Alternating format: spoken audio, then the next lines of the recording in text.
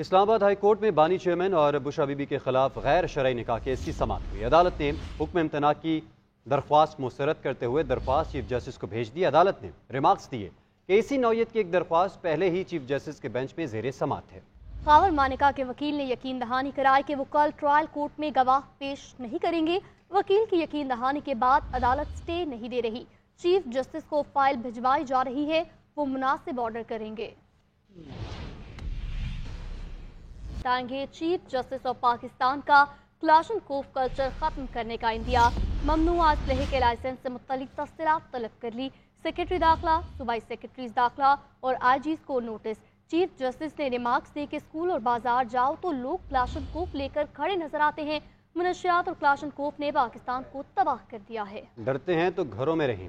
باہر اسلحہ اس لیے نکلتے ہیں کہ لوگوں کو ڈرایا جائے اور اپنا اثر و رسوخ دکھا سکیں۔ مجھے بھی آفر کی جاتی رہی کہ آپ کلاشنکوف کا لائسنس لے لیں۔ اس طرح کالے شیشے لگا کر بڑی بڑی گاڑیوں میں کلاشنکوف لے کر دنیا میں کہیں کوئی نہیں گھومتا۔ آئی جی ایسے کلاشنکوف کے کاغذ دے رہے ہیں تو کیوں نہ ان کے خلاف کارروائی ہونی چاہیے۔ سیکرٹری داخلہ کو لکھ دیتے ہیں تمام کلاشنکوف اور ان کے لائسنس واپس کریں۔ دفتر خارجہ کی ایران کی جانب سے پاکستان کی فضائی حدود کی خلاف ورزی کی شدید مذمت۔ دفتر خارجہ کا کہنا ہے کہ پاکستان کی خود مختاری اور سالمیت کی یہ خلاف ورزی مکمل طور پر ناقابل قبول ہے جو سنگین نتائج کا باعث بن سکتی ہے۔ اس واقعے کا جواز پیدا کرنے کے لیے جیش العدل کی جانب سے فیک پریس ریلیز بھی جاری کروائی گئی ہے، جبکہ افسوسناک طور پر اس المناک واقعے کو ایک سیاسی جماعت بنیاد بنا کر ملک میں انتشار پھیلانے کی کوشش کر رہی ہے۔ ایران کی پاکستانی فضائی حدود کی خلاف ورزی، 2 معصوم بچے جاں بحق اور 3 زخمی۔ دفتر خارجہ کی ایرانی حملے کی شدید مذمت۔ ایرانی ناظم الامور کو دفتر خارجہ طلب کر کے شدید احتجاج ریکارڈ، مگر سوشل میڈیا پر ایک مخصوص سیاسی جماعت کا پروپیگنڈا جاری۔ ترجمان دفتر خارجہ کا کہنا ہے کہ یہ غیر قانونی عمل پاکستان اور ایران کے درمیان رابطے کے متعدد چینلز کے موجود ہونے کے باوجود ہوا۔ پاکستان کی خود مختاری اور سالمیت کی یہ خلاف ورزی مکمل طور پر ناقابل قبول ہے جو سنگین نتائج کا باعث بن سکتی ہے۔ اس طرح کی یک طرفہ کاروائیاں اچھے ہمسایہ تعلقات کے مطابق نہیں ہیں۔ اس واقعے کی ساری ذمہ داری ایران گورنمنٹ، IRGC اور ایران انٹیلیجنس پر عائد ہوتی ہے۔ دفاعی تجزیہ کار ماریہ سلطان کا کہنا ہے کہ ایران نے غیر ذمہ دارانہ حرکت کی ہے۔ ایرانی حکومت کو بھی سوچنا چاہیے کہ جہاں اتنے کمیونیکیشن چینلز موجود تھے پاکستان کے ساتھ، ان کو یہ پالیسی اختیار نہیں کرنی چاہیے، کیونکہ اگر وہ اختیار کرتے ہیں اور مسلسل اختیار کرتے جو کر رہے ہیں تو جب اس کا رد عمل پاکستان کی طرف سے آئے گا تو کیا وہ اس کے لیے تیار ہیں؟ میرے خیال سے نہیں۔ دفاعی تجزیہ کار بریگیڈیئر ریٹائر وقار حسن کا کہنا ہے کہ پاک فوج نے بھارت کو جواب دیا، ایران کو جواب دینا کوئی مسئلہ نہیں ہے۔ ہم نے اگر بھارت جیسی اسٹرانگ ایئر فورس کو جواب دیا تھا سوئفٹ ریٹارٹ سے، تو اس لحاظ سے Iran I don't think so will be able to bear the pressure اس وقت۔ زیادہ نقصان ایران کا ہوگا اور اس میں اسلامک کاز کا ہوگا۔ یہ ٹوٹل وائلیشن ہے and Iran will have to pay for it اگر وہ اپنے باز نہیں آتا ہے۔ افسوسناک امر یہ ہے کہ واقعے کی مذمت کی بجائے ایک مخصوص سیاسی جماعت سوشل میڈیا پر بھارتی اکاؤنٹ سے مل کر ملک انتشار پھیلانے میں مصروف عمل ہے۔ وقت کا تقاضا ہے کہ ملک کی خاطر یکجان ہو کر انتشار کی سیاست کی بجائے پاکستان کی سالمیت اور خود مختاری کو ترجیح دی جائے۔ افسوسناک خبر سے آپ کو آگاہ کریں گے، کوئٹہ میں زرغون روڈ پر دھماکہ، 3 بچوں اور پولیس اہلکار سمیت 9 افراد زخمی ہو گئے۔ پولیس اور امدادی ٹیمیں جائے حادثہ پر پہنچ چکی۔ SSP آپریشن کا کہنا ہے دھماکہ ہینڈ گرینیڈ پھٹنے کے باعث ہوا جو کچرے کے ڈھیر میں چھپایا گیا تھا۔ سیکورٹی اداروں نے علاقے کو گھیرے میں لے لیا۔ واقعے کی مزید تحقیقات کی جا رہی ہیں۔ تفصیلات جانتے ہیں نمائندہ JNN کوئٹہ عبدالجبار سے۔ عبدالجبار بتائیے گا اس وقت وہاں پر کیا صورتحال ہے؟ جی شکریہ، بالکل یہ کوئٹہ شہر کا مصروف ترین شارع زرغون روڈ ہے، جہاں پر جو ہے کچرے کے ڈھیر میں جو ہے ہینڈ گرنیڈ چھپایا گیا تھا، جس کے باعث جو ہے وہاں پر کچرے چننے والے بچے جو ہے وہاں پر کچرے چن رہے تھے۔ اسی وقت جو ہے زوردار دھماکہ ہوا، جس سے جو ہے دھماکے میں 3 بچے سمیت جو ہے ٹوٹل 9 افراد زخمی ہو گئے، جن میں جو ہے 5 شہری اور 1 پولیس اہلکار اور 3 بچے شامل ہے، جن کو فوری طبی امداد کے لیے کوئٹہ کے ٹراما سینٹر منتقل کر دیا گیا۔ جہاں جی عبدالجبار اپڈیٹ کر رہے تھے، آپ کا بہت شکریہ۔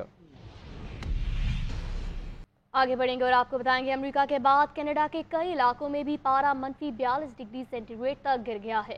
شمالی البرٹا میں خون جما دینے والی سردی سے معمولات مفلوج ہو گئے۔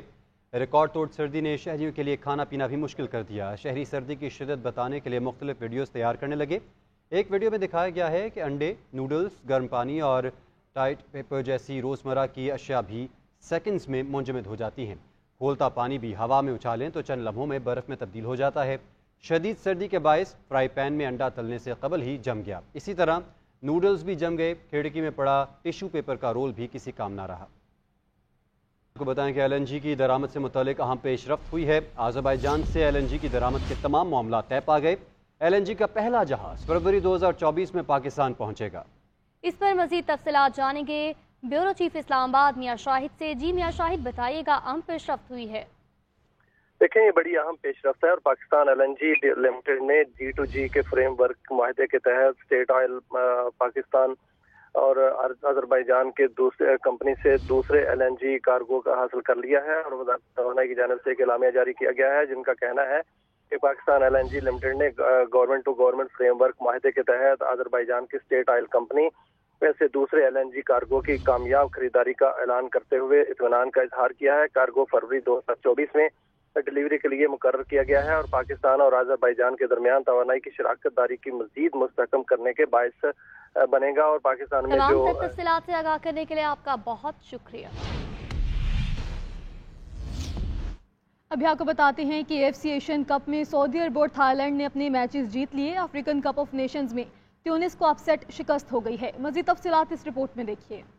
ایشیائی فٹ بال پر حکمرانی کی جنگ، سعودی عرب نے بھی میگا ایونٹ میں فاتحانہ آغاز کر دیا۔ خلیفہ انٹرنیشنل اسٹیڈیم الریان میں کھیلے گئے گروپ F کے میچ میں 3 بار کی چیمپئن نے خسارے میں جانے کے بعد شاندار کم بیک کیا۔ صلاح الیایا نے 14ویں منٹ میں عمانی ٹیم کو سبقت دلا دی۔ کھیل ختم ہونے سے 12 منٹ قبل عبد الرحمان حریب نے حساب چکا دیا۔ انجری ٹائم میں علی البلاہی نے گول داغ کر سعودی ٹیم کو جیت سے ہمکنار کیا۔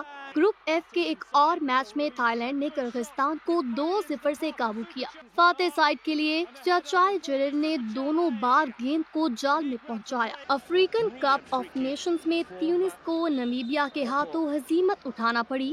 ڈیوڈ ہوٹو نے کھیل کے 88ویں منٹ میں گول کر کے نمیبین ٹیم کو تاریخی کامیابی دلائی۔